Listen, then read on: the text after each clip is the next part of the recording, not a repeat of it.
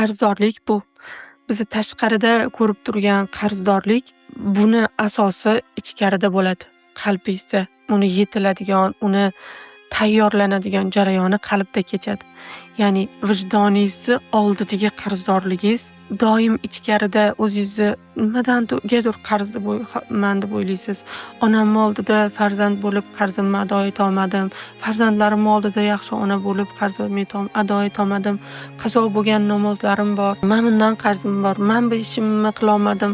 Buni qila olmadim. O'zingizga bo'lgan ayblash va aynan ayblashdan tashqari qarz shaklidagi ayblash bu qarzdorlik holatini yaqqol ko'rsatib beradi. Siz tashqarida ko'rib turgan narsa bu begona emas. Siz tashqarida qarz bo'lib turgan holatingiz bu begona emas. Bu o'z-o'zingizni ichingizda yetilgan, vijdoningizni oldidagi to'lamayotgan qarzingiz. Vijdoningizni oldida hisob qila olmayotgan qarzlaringiz ko'rinib turibdi degani. Endi qarzdorlikning eng birinchi yechimi o'zingiz vijdoningizni oldida hisoblashib olishingiz. Namozlaringiz qarzim bor, yana nimadan qarzim bor, farzand umuman ma'naviy qarzlar moddiy bo'lib ko'rinadi. Siz kimdandir hech qarz olmagansiz, 1000 so'm qarz ham olmagansiz, ammo xohlamagansiz, nimadir bo'ldi, qarz bo'lib qoldingiz. Kimdir deb, nimagadir ishonib va hokazo nomlaysiz. Har xil nomlashingiz mumkin, lekin ammo tashqarida qarzmisiz? To'lovingiz bormi? Bu o'zingizni oldingizda to'lovlaringiz bor. Vijdoningizga to'laydigan to'lovlaringiz bor. Qarzdorlik bu ichingizda o'zingizga to'lashingiz kerak bo'lgan qarzlaringiz bo'lgan bo'ladi. Qarzdorlikdan, ana shu qarzdorlikdan chiqishni eng birinchi yo'li shuki, ota-onangiz oldida, farzandlaringiz oldida, jamiyat oldida, umuman nafsingiz, diniy, namozdagi qarzlaringizni ro'yxatini qilib, taxminan o'zingizcha qani nimada qarzman, buni qilolmadim, uni qilolmadim. Ana o'sha qarzlaringizni, o'sha ma'naviy qarzlaringizni, bu pul ko'rinishdagi emas. Qaysi amalingiz bilan yopa olasiz? Hozir sizni qo'lingizdan nima keladi? Onangiz oldida yaxshi farzand bo'la olmaydi. Sizga qanaqa ona bo'luvdi, o'sha odam, o'sha qanaqa otangiz kim edi, ukangiz yana sizga qanaqa yaxshiliklar qilishdi, ammo siz qaytara olmadingiz. Xo'p, hozir siz ularga qaysi amalingiz bilan nima qila olasiz?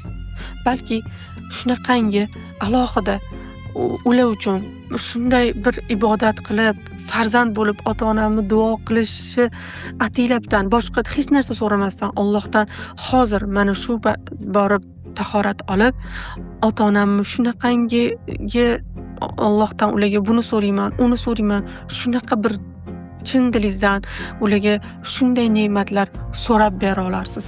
Sizdan shu keladi. Siz shularni berarsiz. G'oyibona o'zidan shuni so'rash, oilangizni dardiga bir shifo yoki ularga bir yengillik, bir sayohat, bir g'oyibdan nimadir kelib qolishi va hokazo.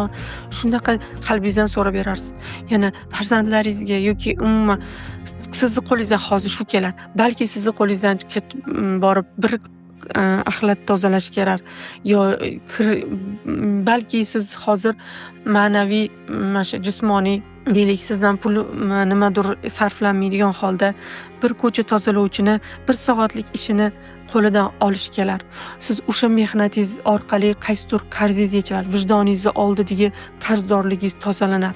Mana qarzdorlik bu man qarzman, shuna vijdonini oldidagi hisob-kitob bu xuddi kirlanib ketgan, poklanishni istab turgan shunaqa holat bo'ladi, yuk bo'ladi deytanada. Ana o'sha quvvatingizni shunaqa tozalaganingizda birinchi yechim shu. Men hozir nima qila olaman? Ma'naviy nima bera olaman? Qo'limdan nima keladi? Ayni damda men hech narsa qila olmayman, kasal bo'lib yotibman, uyimdan chiqa olmayman deydigan bo'lsangiz, sizga yechim o'sha qaysi holatingizda bo'lsa, shunda yuvinib, poklanib,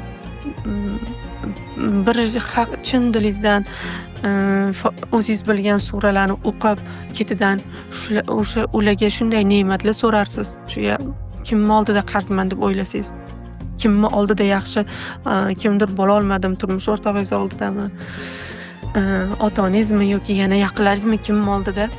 Yana bitta yechimi, bir og'ir mehnat qilib yurgan odamni 1 soatlik yoki 3 soatlik yoki 4 soatlik yoki umuman 1 kunlik mehnatini sotib olarsiz. Ya'ni sotib olish deganda siz unga dam olishi, erkin bo'lishi, xotirjam bo'lishi, nimanidir hadya qilasiz. Uni qiladigan ishini qilasiz. Ya'ni aynan ko'cha tozalovchini dedim, bekorga aytmadim. Bu tozalashda gap katta. Hozir bu audioni eshitayotgan auditoriya gapim balki uncha tushunmasligi mumkin, lekin men buni masalan meni bilganlar yaxshiroq tushunishi mumkin bu nega tozalash aytayotganimni. Siz buni qilib ko'ring.